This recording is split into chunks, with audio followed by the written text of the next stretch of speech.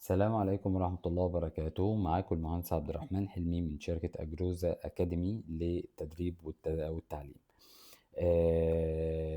بحب أبدأ معاكم بتاني محاضرة أو تاني منصة باخدها في منصات السوشيال ميديا، اللي هي منصة لينكد إن. منصة لينكد إن هي عبارة عن منصة تجارية بتتعامل بالبي تو بي. يعني إيه؟ يعني بيزنس تو بيزنس. في منصات تانية بتشتغل السي تو سي، يعني الكاستمر تو كاستمر، يعني من عميل لعميل. وفي منصات تانية بتشتغل البي تو سي اللي هي البيزنس تو كلاينت. هنا لينكد ان مختلف تماما عن بقية المنصات، لان هي منصة مهنية، منصة بتشتغل بالبي تو بي.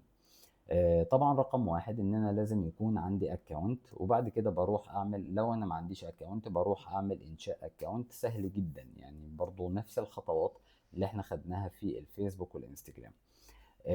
دلوقتي ان منصة لينكد ان هي عبارة عن منصة مهنية فيها او تضم جميع شركات العالم متواجدة داخل لينكد ان. محاضرات السوشيال ميديا او الناس اللي هي بتدور على الشغل على لينكد ان.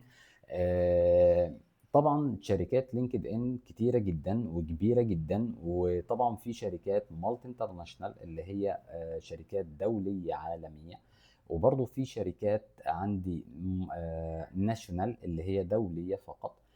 في عندي شركات اللي هي اللوكال، يعني اللي هي المحلية.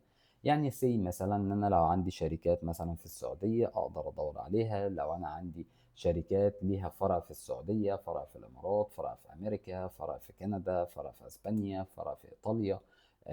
دي بنسميها المالتي انترناشونال. وكمان لينكد ان حلوة جدا في طريقة ضم جميع الموظفين اللي شغالين جوه لينكد ان.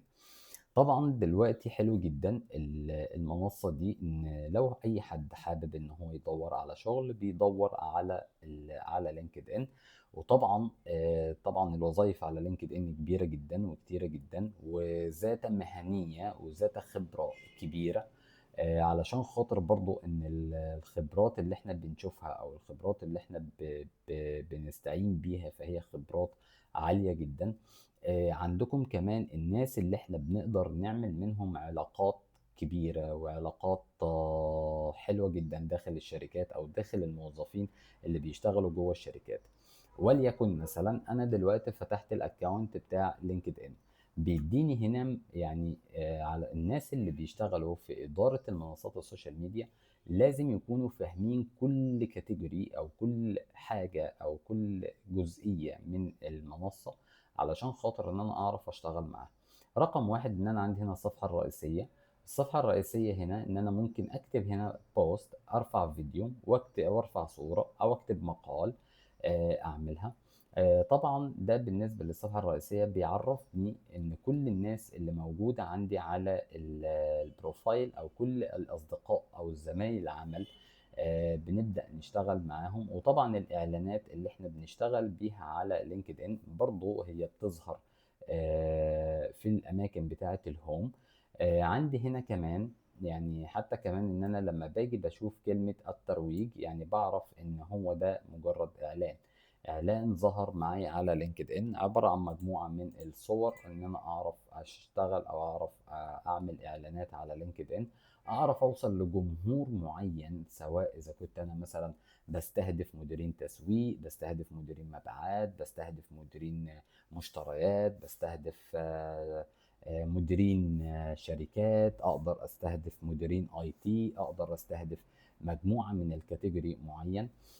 طبعا عندي هنا على الجنب اليمين هو تعريف، يعني اول جزئية هو تعريف عن البروفايل بتاعي، انا مين وانا شغال فين او شغال في ايه.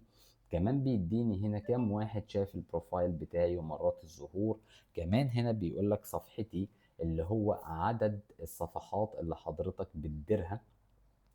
ان انا اقدر اضيف مجموعه، ان انا اقدر ادير مجموعه من الشركات زيها زي الفيسبوك اللي هو عن طريق البيج. بس طبعا هنا بيختلف المصطلح. لان هو هنا دلوقتي اكثر احترافيه واكثر مهنيه جدا، فما بينفعش نقول بدير اكتر من بيج. لا، انا بدير هنا حاجه اسمها كامباني. كامباني يعني ان انا بدير مجموعه من الشركات. يعني في شركه عندها كامباني او عندها كامباني بيج، صفحه للشركه بتاعتها موجود برضو على لينكد ان، وبقدر ان انا استهدف مجموعه من الناس، مجموعه من الموظفين، مجموعه من المديرين، مجموعه من الشركات whatever. يعني شوفوا اللي انتوا حابينه يعني. ده بالنسبه للصفحه الرئيسيه. عندي هنا حاجه اسمها شبكتي، او بالانجلش يعني دي حاجه اسمها كونكشن. ماي كونكشن دي الزملاء العمل اللي انا اقدر اضيفهم. يعني مثلا انا دلوقتي لو شغال في الديجيتال ماركتنج، هقدر اضيف كل الناس اللي في الديجيتال ماركتنج، سواء مدير في التسويق الالكتروني، عندي مسؤول في التسويق الالكتروني، عندي مدير قسم، عندي مدير فرع، عندي مدير تيم ليدر، مدير فريق. اقدر اضيف مجموعة من الناس، وهم هنا بيسموها الكونكشنز، مش بيسموها ماي فريند. طبعا ماي فريند ده اللي هو اللغة الودية. اما هنا علشان لغة احترافية ومهنية وفورمال قوي، بنسميها ماي كونكشن وليس ماي فريندز. عندي هنا كمان ان انا لو عايز اضيف او ان انا عايز ادور على مجموعة من الوظائف. يعني هنا دلوقتي، يعني انا دلوقتي عندي هنا المسمى الوظيفي، وليكن مثلا ان انا عايز ادور على مهنة الديجيتال ماركتنج مانجر. عايز ادور دلوقتي على الوظائف اللي شغالة في مديرين التسويق الالكتروني. بيطلع لي مجموعة من الشركات. يعني هنا دلوقتي اسم الشركة، بيطلع لي اسم الشركات اللي هو بيبقى طالبة مدير تسويق. يعني في شركة اسمها كونفيدنشال، دي مقرها من الرياض، دي مقرها السعودية، الدوام من مقر الشركة. في عندك هنا دلوقتي اقدر ان انا اقدم دلوقتي على الوظيفه. اول ما بقدم على الوظيفه برفع السي في بتاعي، بعد كده بقول له التالي. بعد كده هنا دلوقتي بيقول لك ايه هو بقى اللغه الانجليزي بتاعك، المستوى الانجليزي، اخر سالري انت خدته، ايه السالري المتوقع، ايه اللي تبدا من امتى، يعني دلوقتي ولا كمان شهر ولا كمان يوم ولا ايه بالظبط. بعد ما بملي كل البيانات دي، ان انا اقدر اسجل في الوظيفه دي. وهو هنا فعلا يعني هنا دلوقتي بيقول لك جاري معالجه المتقدمين حاليا. يعني هو دلوقتي الاتش ار او الناس اللي شغاله في الاتش ار اللي شغاله في شركه كونفيدنشال فعلا بيطلعوا السيفيهات وبيبداوا يفرزوها. طبعا هنا دلوقتي بيكتب لك ايه هي الوظيفة، يعني نبذة عن الشركة، ايه هي المسؤوليات بتاعتك، ايه هي المسؤوليات بتاعة الوظيفة، ايه هي الكواليفيكيشنز اند سكيلز، ايه هي المهارات الخبرات بتاعتك والمؤهلات والمهارات بتاعتك ان انت تقدم على هذه الوظيفة. طبعا بقرا الحاجات دي علشان خاطر ان انا لو كنت انا من ضمنهم فبقدم، لو انا مش من ضمنهم فبحسن نفسي، لو انا مش في نفس المجال، خلاص ان انا ببدأ دلوقتي اقول والله ان انا عايز اشتغل وليكن مثلا في السعودية، فهو هنا هيطلع لك كل الشركات بتاعت السعودية. طب انا دلوقتي لو عايز اشتغل مثلا في دولة معينة، بكتب اسم الدولة وبيبدأ يطلع لي ان في شركات في الدولة دي اللي هي تخصص ديجيتال ماركتنج مانجر، مدير في التسويق الالكتروني، بيبدأ يظهرها لك علشان خاطر ان انت تبدأ تشتغل معاها. تاني حاجة أو تالت حاجة دي علامة الرسائل، اللي هي الرسائل اللي الناس بيراسلوني أو زملائي اللي في العمل بيتواصلوا معايا وأنا بتواصل معاهم. عندي هنا بعد كده النوتيفيكيشنز، يعني عدد الإشعارات أو إيه هي الإشعارات بتاعتي، إن أنا قدمت فين أو إيه اللي حصل أو إيه اللي اتعمل، مين عمل إيه ومين ضافني ومين اللي زود ومين اللي اشتغل، مين اللي اتعمل. يعني كل الناس دول أنا ضايفهم فبيدوني مصداقية على النوتيفيكيشنز. هلاقي ان انا بعد كده حاجه اسمها صفحتي او الماي بروفايلز بتاعتي. البروفايل دي هلاقي ان انا عندي هنا في صوره. اول ما بضغط على البروفايل بتاعي، وطبعا لازم ان انتوا تعملوا بروفايل على لينكد ان، لان لينكد ان من احلى واكبر المنصات الدوليه العالميه في شغل البي تو بي او شغل الشركات، لان في ناس او مجموعه من الناس بيعملوا حاجه اسمها الهيد هانتر، يعني الاصطياد الكفاءات. فانت كل ما بتلاقي البروفايل بتاعك او السي في بتاعك فعلا ذات خبره وفعلا ذات المصداقيه وفعلا مور اكسبيرينس اللي احنا بنسميها خبره زايده، وفعلا عندك مهارات وعندك كورسات وعندك شهادات، عندك الحاجات دي، فتستحق ان انت تشتغل في شركه من الشركات الكبيره اللي بيتم طرحها على لينكد ان. اول حاجه ان انا ببدا اعمل تعديل عندي، اللي هو بكتب الاسم، بكتب الوظيفة أو الحاجات الأجزاء المتعلقة بالوظيفة الرئيسية. حضرتك بتبدأ تعمل نبذة عنك، يعني إن أنا ببدأ أكتب نبذة عنك أنت، وفي مجرد سطور يعني. بعد كده ايه هي السيرفيسز اللي حضرتك بتقدمها لو كنت انت بتقدم.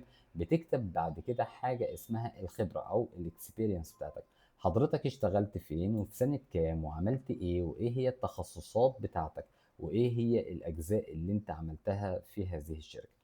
في عندي هنا كمان شركة تانية، حضرتك لازم بتكتب اسم الشركة، بتكتب حضرتك كمان نوع الوظيفة، وبتكتب كمان المهنة بتاعت حضرتك في الشركة دي وايه هي مسؤولياتك داخل الشركة. يبقى انا دلوقتي بكتب الاسم بتاعي، يعني بكتب المهنة بتاعتي، بكتب اسم الشركة، بكتب الشغل بتاعي يعني تاريخ الالتحاق بالعمل وتاريخ سيبان العمل او ترك العمل. وبعد كده بكتب ايه هي الاهداف اللي انا قمت بيها او ايه هي الاشخاص او ايه هي الجولز اللي حضرتك بتبقى شغال عليها. وطبعا انا نسيت اقول لكم ان لينكد ان بيبقى كله فور انجلش نوت فور عربيك. يعني ليه؟ لان في مجموعه من الناس بيبقوا دوليين، يعني مثلا زي شركه مايكروسوفت. شركه مايكروسوفت موجوده في السعوديه بس اللي شغالين فيها مجموعه من الاجانب، فيها مجموعه من السعوديين، فيها مجموعه من المصريين، فيها جنسيات العالم. فدلوقتي لينكد ان قال لك لا، ان انا هوحد كل اللغات بتاعتي على اللغة الرسمية العالمية الدولية اللي هي لغة الانجليش. حضرتك بعد كده بتبدأ تعمل عندي هنا، بتبدأ تعمل كل حاجة انت كاتبها. يعني انا بضيف هنا الاكسبيرينس، بعد كده بضيف التعليم اللي هي الاديوكيشن. وطبعا لو انت معاك شهادات خبرة او انت معاك شهادات او سكيلز زيادة، حضرتك بتبدأ تضيفها طبعا. بعد كده بضيف اللي هو السيرتيفيكيت اند سكيلز، يعني طبعا ان انا بضيف شهادات وخبرات او تراخيص الشهادات اللي معايا. بتكتب حاجه اسمها السكيلز، ايه هي المهارات. بتكتب الكورسز، يعني انت لو حضرتك خدت كورس من جهه معينه بكتب اسم الكورس فيها. ده بالنسبه للبروفايل بتاعي. يبقى انا خدنا اول حاجه اللي هي ايه البروفايل بتاعك. عندي هنا بعد كده يقول لك الحساب بتاعك. يعني انت دلوقتي لو عايز تعدل مثلا في الباسورد، عايز تعدل في السكيورتي، عايز تعمل حاجات تانية. وعندك هنا دي كلها ان دي ادمن في مجموعة من الشركات. طبعا هنا علشان خاطر حضرتك بتبقى بيزنس او حضرتك بتبقى تجاري اكتر، او حضرتك ماسك مجموعة من الشركات، او حضرتك لو ماسك شركة واحدة، فلازم ان انت تعمل لها على حاجه اسمها كامباني بيج، اللي هو صفحه موجوده، صفحه باسم الشركه، صفحه موجوده على الشركه، تكون موجوده على لينكد ان. دي علشان خاطر ان انت بتدير منها المنصات بتاعتك او الشركات اللي هي معموله كبزنس. يعني هنا ده كده اللي معمول في البيزنس عندي. نكمل المحاضرة اللي جاية ان احنا ازاي نعمل البيزنس بيج او الكامباني بيج، وبعد كده نبدأ نمشي على الاعدادات بتاعتها ونمشي على الخطوات. معاكم المهندس عبد الرحمن حلمي من شركة اجروزا للتدريب والتعليم. اهلا بحضراتكم معنا.